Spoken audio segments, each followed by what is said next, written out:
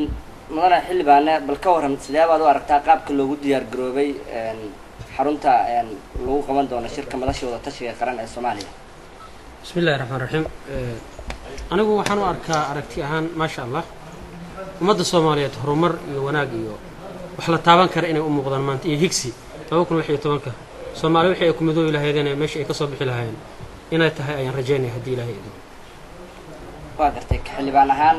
sidee uga qayb qaadan doontaan maadaama xildhibaanada Jubbaland aad ka mid tihiin madaxda dalka gaar ahaan dowlad goboleedka Jubbaland ka xildhibaan ahaan hadii xildhibaanada Jubbaland waa waajibkii kaliya oo saarnaa inay gutaan shaqadooda dadka martida loo yahay waa iyaga kullee wax laga sugaayana waa wax ummadda Soomaaliyeed ay u ballan qaadeen marka waxaan filayaa meesha inay su'aal balahayn inaan maxaad idinkaga aaday inaan la leeyahay maxaad qaban doontaa inay noqon doonto hadii Ilaahay idin bismillah waa mahadsantihiin dan aragtida ka dhigto waxa weeye sidoo xilwaanka hore sheegay mas'uuliyiinta hore sheegeen arrintan waa arrin macnaha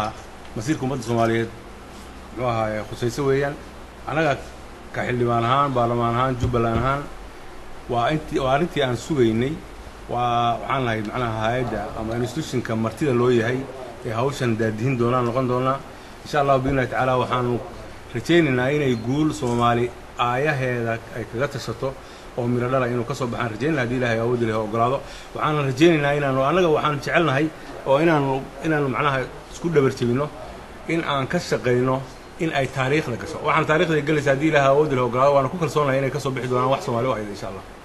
marka xildhibaanada Jubbaland hadii aad tihiin waxaad soo dhaweynaysaan shirka dhawaan ka furmi doona Kismaayo aad baan u soo dhaweynaynaa waan ka shaqeynaynaa hadda waad arkaysaa macnaha xildhibaanada dowlad goboleedka Jubbaland way ka shaqeynayaan wayna ka shaqeeyeen wayna u taagan yihiin 24 saac in hawshan iyada ay miro dhasho oo ay hirgasho waana ka shaqeynaa insha Allah waana ka shaqeynaynay